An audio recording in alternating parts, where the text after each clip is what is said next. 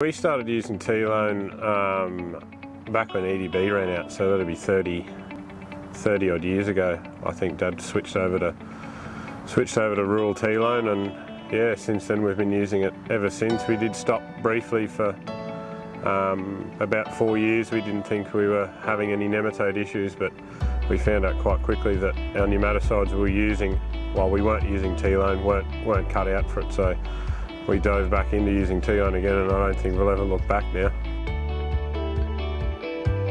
In pineapple you get coverage over a plant and return crop, which is usually a 4-year cycle, but on the fifth and sixth year we noticed we were having some other sort of lesion nematode problems and other pathogens in the soil starting to show up, and what we were using Nematodes at the stage, and Nematodes wasn't cutting it, so we were really sort of backed into a corner. We couldn't control it, and you know, the farm really suffered for those couple of years until we got back into a cycle of fumigating again.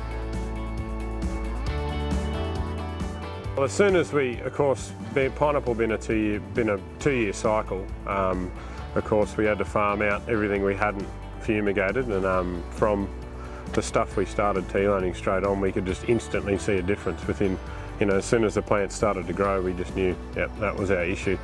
And it took a little bit to try and figure out what exactly the problem was, but we sure found out through to some agronomy and things that we're having sort of lesion nematode problem was probably our worst, and yeah, we just couldn't control it. And it was industry-wide. There was a lot of farms around here that sort of went away from using Telone, just didn't think they needed it, and yeah, we sure found out pretty quickly we definitely need to use it in pineapple.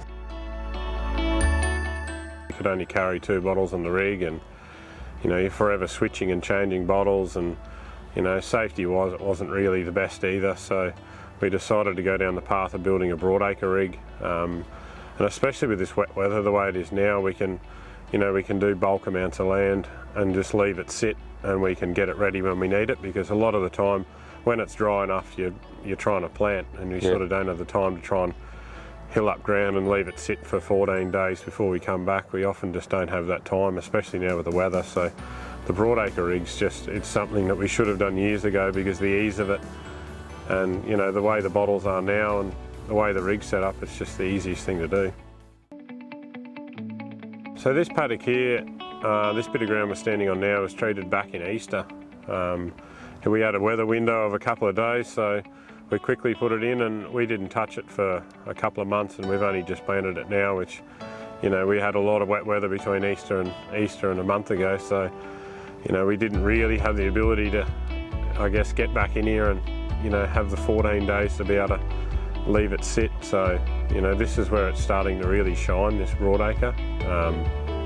We're able to just do pretty well all of our first 6 months worth of plantings in one go, you know, seal it in tight, and then we just get to it when we get to it. So we've always used just straight rural Telone because we were chasing nematode mainly, but I actually got a soil test done by yourselves a while back, and we found out there's some interesting things in the soil like Pythium and other interesting diseases that we don't think cause any harm to pineapple, but we've started playing around with a bit of Strike 35 and Strike 60 just to see if we can control, or if there's anything that we need to control. And we are seeing some pretty promising results with 35, so hopefully we'll take them through to harvest and keep doing some more, especially on some of our, I guess, more questionable ground we often have a bit of trouble growing fruit on. We're probably going to target those and see how we go from there. Seeing some other things, I know chloropiclin's a very hard one to put out. So when we have put it out in a few spots, we've put it out and the conditions have been really good. It's been quite moist and we've got good rain afterwards, and we're actually starting to see a little bit of weed control out of it. And I know in pineapple, phytophthora control with 35 and 60 is something we need to look at as well. So I'm pretty excited to see where that's going to take us. Well, we have a very good working relationship. You know, we've used Telone for 30 plus years, and I guess the service you get with TriCal's above and beyond anything else you'll get from any other fumigate sellers around, so we've had no need to go anywhere, so we won't be looking anywhere anytime in the future. Healthy fields, healthy yield.